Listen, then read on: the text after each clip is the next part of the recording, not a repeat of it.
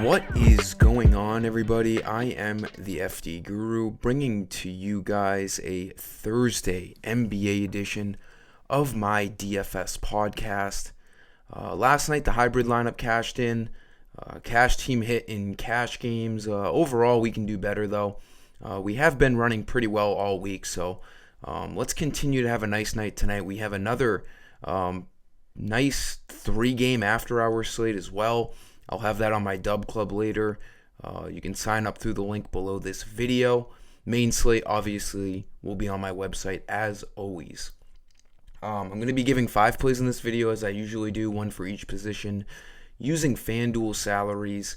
Drop a like on this video if it helps you out, and do make sure that you are subscribed with my alerts on. So tonight's slate looks really good. One big reason for that is we don't have a ton of injuries to wait on, which, for me is awesome because I love not having to, sweat up until lock about injuries. It looks like we have a pretty minimal amount of information on the injury report for tonight.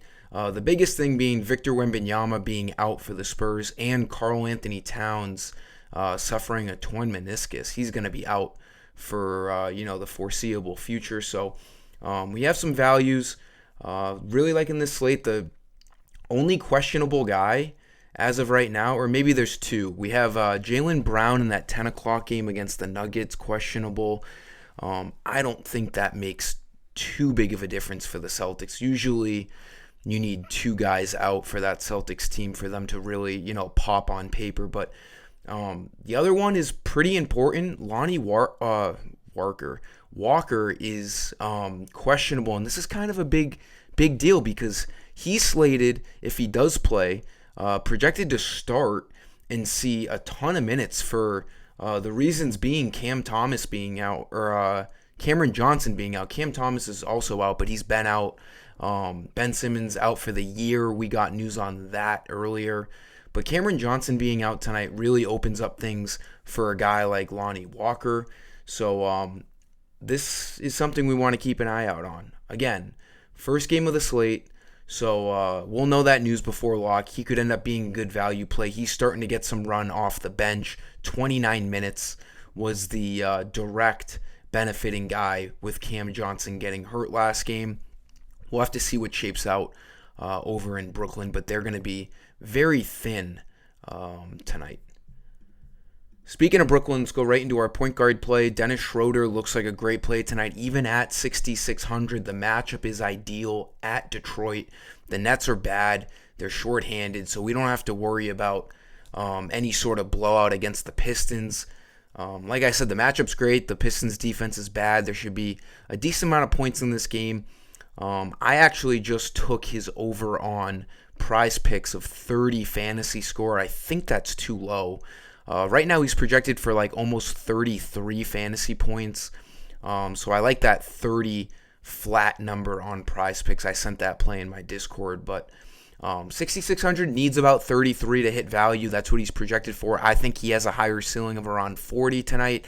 He's been very consistent over his last 4 games, 41, 32, 32, and 32. So looking really good. And then obviously with the absence of Cameron Johnson, there's just that much more usage for a guy like Dennis Schroeder as the main guard on this team tonight. Shooting guard, I like to spend up on Anthony Edwards, an ideal matchup in Indiana. Like I said, Karl Anthony Towns is out, so there's a decent chance we're going to see Kyle Anderson start at the 5, or at the 4 rather, with guys like Naz Reid filtering in and seeing a big boost off the bench. Edwards will be the number 1 guy. He's the number 1 guy anyways, but Cat is the number 2 guy. So taking a guy like Karl Anthony Towns out of this lineup, we're going to have to rely heavily on Anthony Edwards. And I love this matchup in Indiana. The Timberwolves, they play a little bit slower and they have a great defense, so they're usually on the lower end of over-unders. This over-under's high, though, for a Timberwolves game because they're playing the Pacers. You're kind of mixing black and white here. A very, bad defensive high-paced team in the Pacers against a good defensive team, slower-paced team in the Timberwolves. So this is a great matchup for Edwards. 9,300 needs 40 46 fantasy points to hit value. His ceiling is 60 plus fantasy points in this matchup against the Pacers. Small forward, I like Royce O'Neal. I had mentioned Kyle Anderson starting most likely for Karl-Anthony Towns. These two guys are in very similar spots, very similar price ranges. $5,500 for Anderson, $5,600 for Royce O'Neal. I like O'Neal. You go to Anderson. Obviously, no Devin Booker still, no Josh Okogie, Nasir Little. They're just shorthanded still, and Royce O'Neal's been starting and seeing a ton of minutes. 39 minutes last game. He hasn't been all that productive, but 3, 4, 5 games ago, he was really cooking. 46, 40, and 41. 5,600, he needs 27 fantasy points to hit value. He's about projected for that tonight.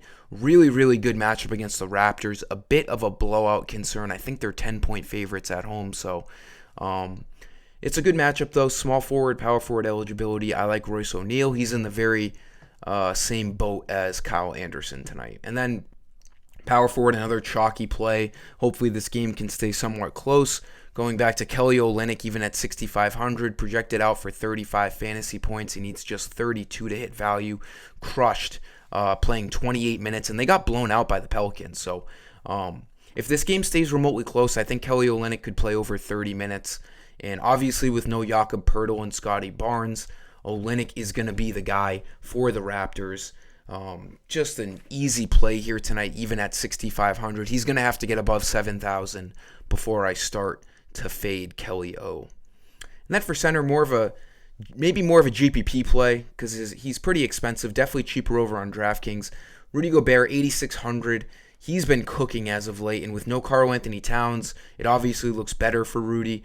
Now, he's a guy that doesn't always play a bunch of minutes, but as of late, he is getting played into the ground. 42 minutes, 40 minutes, and 39 minutes over the last 3 games. 16 boards in all 3 straight games. With no Karl-Anthony Towns, his usage will be up. He'll be, a guy right behind Anthony Edwards in terms of usage on this team.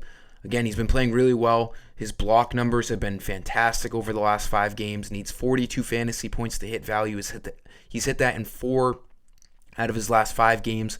And we know he has 50 to 60 point upside. So if you can get up there, maybe more of a GPP play on FanDuel because his price is a little expensive. You also have a guy like, Nikola Vucevic who's going to grade out well at only 8K tonight. But Rudy Gobert should carry some lower ownership if you want a guy for tournaments. That'll do it for this video, guys. Thanks for stopping by. Like the video, subscribe. Let's have a big Thursday night here and head into Friday with some money in our pockets. Until next time, I am the FD Guru. Peace.